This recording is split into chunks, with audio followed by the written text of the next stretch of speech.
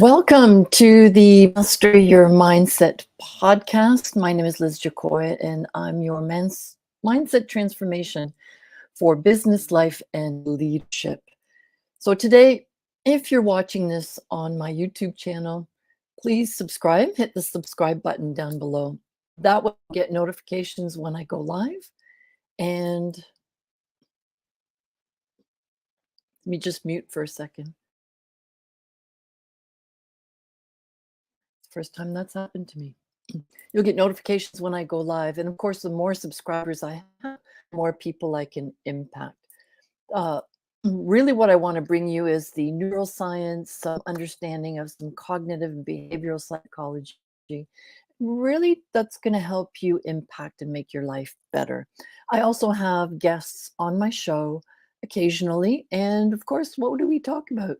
We talk about everything related to mindset in business as well. So,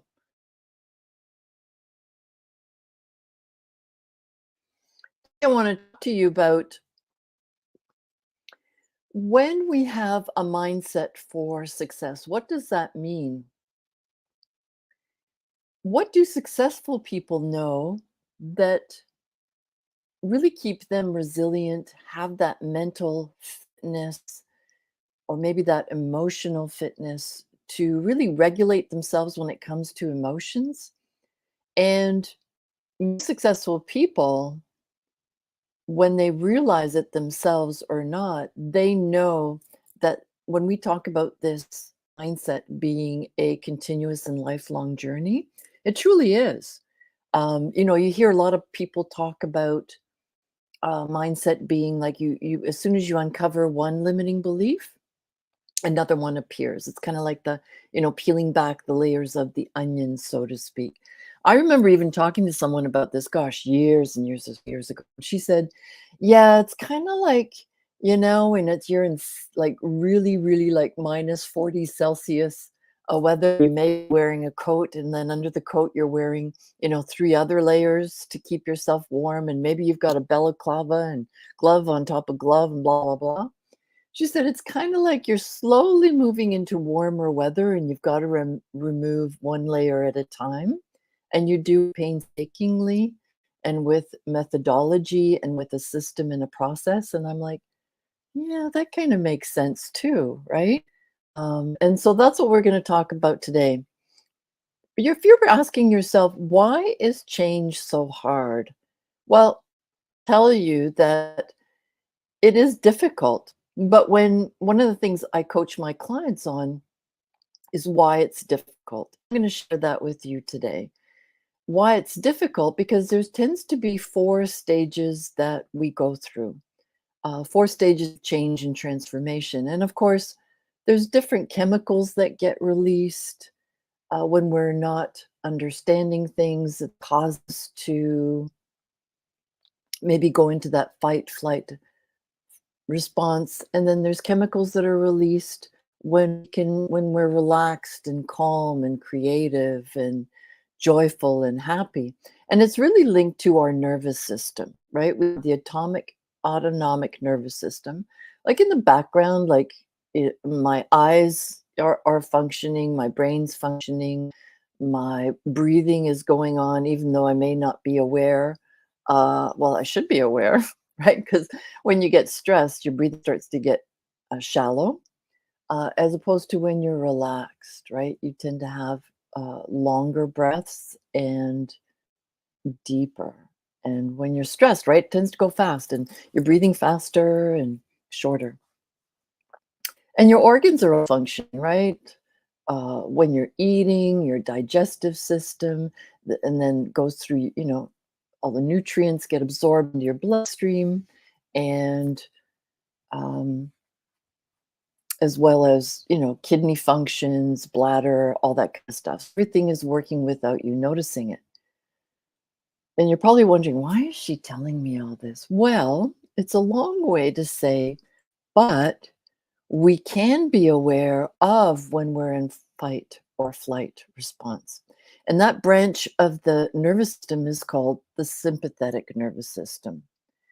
The other branch that we have, so we have two branches, the sympathetic and the parasympathetic. So the sympathetic is that fight flight response. That's when we don't feel too good sometimes. You feel bad, you may feel overwhelmed, but you're not really sure what the overwhelm is. Maybe um, it feels stress, anxiety, anger, guilt, shame, all those things that kind of make you feel bad. That's when your sympathetic nervous system is engaged. Now, I'm going to look to see if I have any comments here. No, no comments, just checking. And when you're we engage the parasympathetic nervous system, that's where you're creative. Do you ever notice that ideas seem to flow easily? You're much more engaging, you're laughing, you're having a good time, you're happy, you're peaceful, calm, fulfilled, contentment, all the really good feelings in life, right? That's your parasympathetic nervous system. So, in terms of mindset, it's really important for us to recognize which state we call those states of being or state of consciousness. Are we in the sympathetic state or the parasympathetic state? Now, are we the sympathetic state? I like to call that the survivor state. And when you're in that state, that's that fight flight response. You can be in one state of being or the other. You cannot be in both. The other state, which is the parasympathetic state, um, and I'm going to go into chemicals as well as the fourth stage in a moment. That's where we're creative, um, and I call that the creator state because that's where you're happy. You get ideas, opportunities seem to open up. Maybe you notice synchronicities, coincidences, your joy, you're happy, you can laugh, and you can just seem to perceive life easily. Now, what happens when we are feeling discomfort, right? We're engaging our sympathetic nervous system. And so, what's happening here? You're into that survival mode, that fight, flight, maybe even freeze, your paralysis, right? When you're wanting to make a change, your nervous system is just reacting in a survival mode. So it thinks that there's something wrong. So the norepinephrine, adrenaline starts to kick in. It's like, oh my God, am I going to fight here? Am I going to run or am I going to freeze? And when that happens, right, you want to, it makes you more alert, more attentive, but it can also affect other systems like your blood pressure, your mood, your memory. But it depends on your reaction to when you are in that survival mode. For example, when you're aware, when you're not aware of your that's one is not being aware. So you're just in stress, anxiety, you're reacting, you're overwhelmed, and you just keep going and going and going. So you're not really aware that you're in that state. Um, but I call that unconscious, unthinking, because you're in survival mode. And you may not be, when you're in survival mode, you're on autopilot. You're just functioning, you're just surviving. And you may not be aware of your thinking and your feeling that's causing you to behave the way that you're behaving. So your stress response, you're reacting. Maybe you got pissed off, maybe you got annoyed, feeling guilt, shame. And because of that, you're not doing what you want to be doing, right? Procrastination can fall under this as well because procrastination is sometimes we feel bad and we feel anxious and so we start scrolling, right? Or we go to Starbucks for another coffee or Tim Hortons, wherever you go. Or now don't I also coach my clients on using these moments to do the laundry, right? Because sometimes you need to break away from whatever it is you're doing so that you can regain your composure, then sit down and say, okay, what was I thinking? What was I feeling? So that's unconscious thinking. And of course, It's really hard when you're in this because you don't know what you don't know. Now, successful people, when they've worked on something and they're really well and excelling in something, they'll recognize that when they want to get to that next level, they're going to go into this unconscious, unthinking stage because they may not be aware of what they don't know. So they will seek answers to that I don't know what I don't know, right?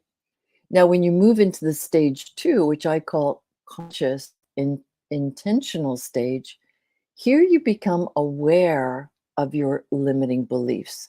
And I call them sabotage patterns. And there's really 10 of them. There's 10 sabotage patterns that you might have.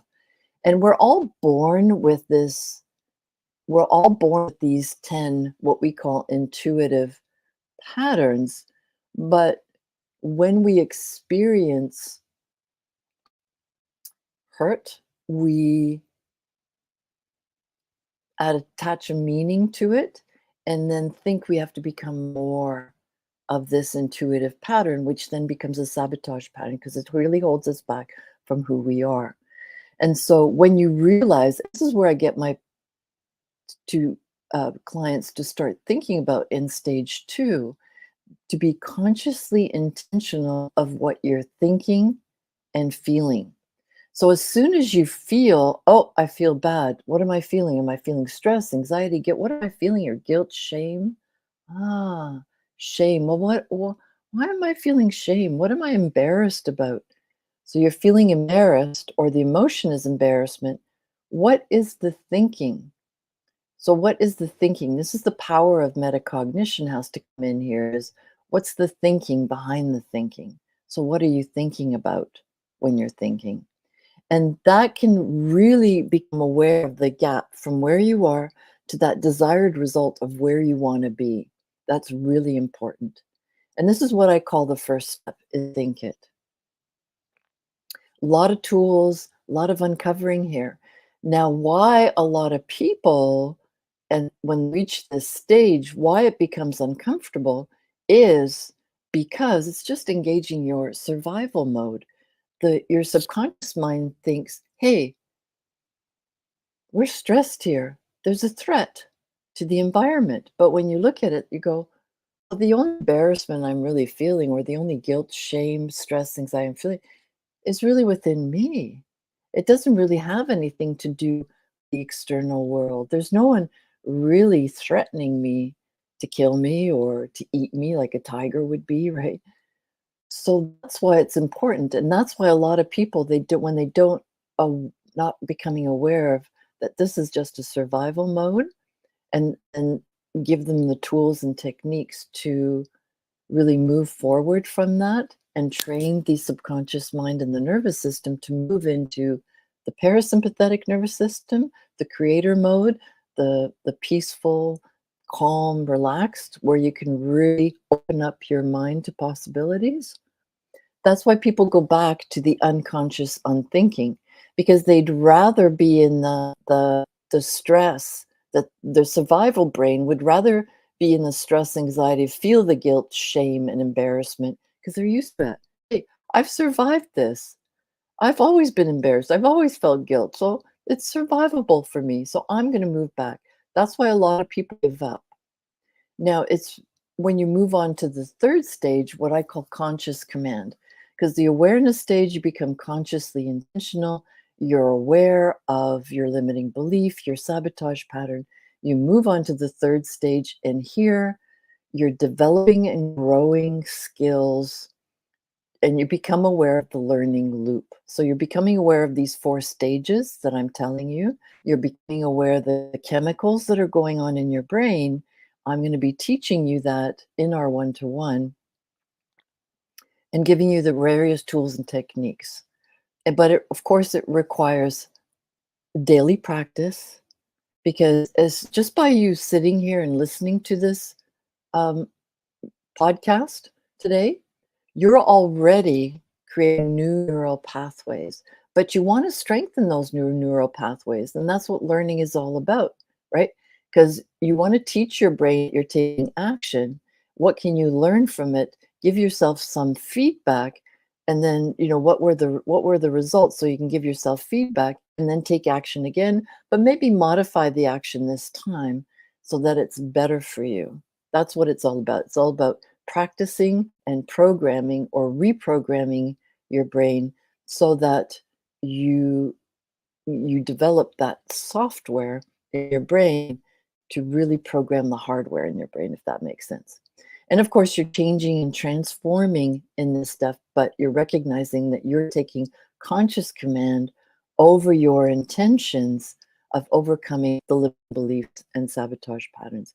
And this is where you're closing the gap. With practice, you're closing the gap so that there's going to be resistance between where you are and where you want to be, but the resistance lessens as you're closing the gap. So that's what I call the change at stage. And of course, there's a lot of tools and techniques that I give you there as well. Now, as you become a master of overcoming a particular limiting belief, maybe some other limiting beliefs that you're working on or sabotage patterns, you become aligned with your true self more and more. Things in that particular area start to flow more easily to you. You're fulfilled, you're content, you're peaceful, relaxed, and calm. So when that trigger happens again for that limiting belief, you're not back here. You may go back here a little bit, but you know how to close that gap. And that's where mastery comes in. That's all that rewiring, reprogramming, and that's where you're living it. And you become enlightened and you become probably more actualized, self actualized at this stage. But what successful people know is that once they've reached that stage, there's something hidden or underlying that appears. So, whatever comes up for you, and this is what I always tell my clients during our coaching sessions, whatever comes up for you during our sessions is that whatever you blurt out to me and say, I want to work on this, that's what we're going to work on. And eventually, other things come up as well that we can work on, but over time, you get the tools and techniques. So I'm teaching you how to overcome it yourself. Um,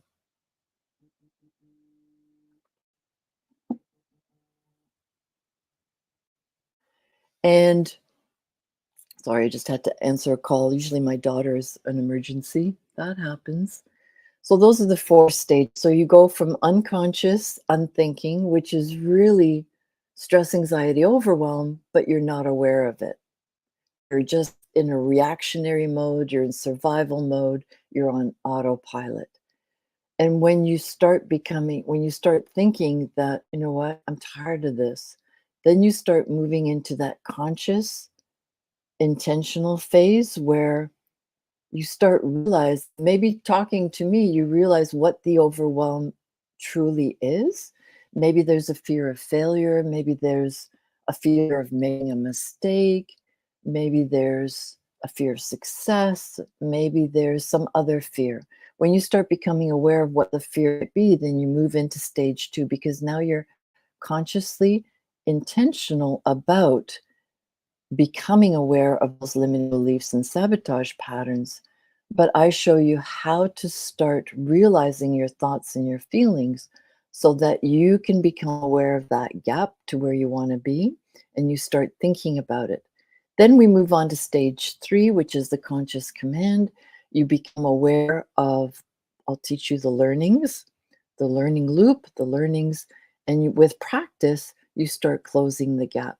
And as you close the gap, you move on to unconscious creator, where it's now unconscious, but you're creating because you're now mastering.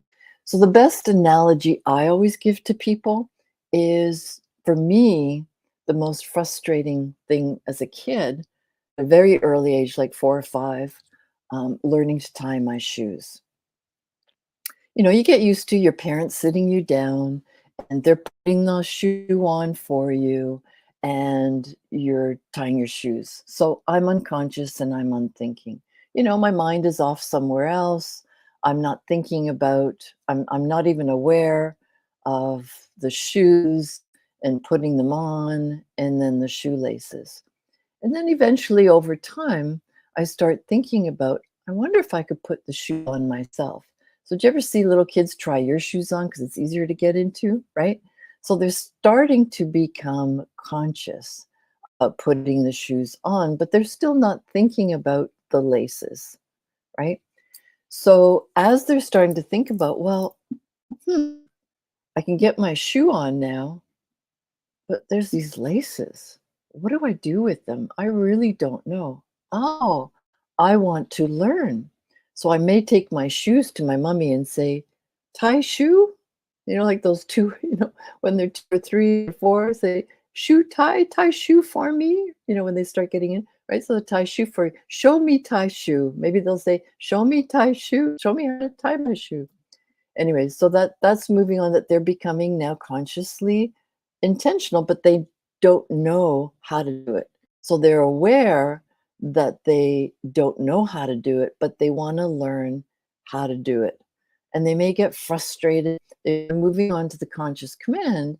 You're teaching them, so they're becoming aware, but they may get frustrated. So they may even move back to they're not wanting to do it, throw the shoe, whatever, right? But with practice and over time, I don't know about you, but it was so hard to get these hands. And in fact, I was talking to someone yesterday. She said, well, the challenge for her was that she was left-handed. And so it's totally different system when you're left-handed. But it gets frustrating. But over time and practice takes a lot of practice and learning just not to get frustrated, not to move into that unconscious unthinking because being frustrated might be easier. So that's where, and then of course you become a master at it and you become an unconscious creator because now it's just a habit. You've mastered it. You don't even have to think about it. You just do it.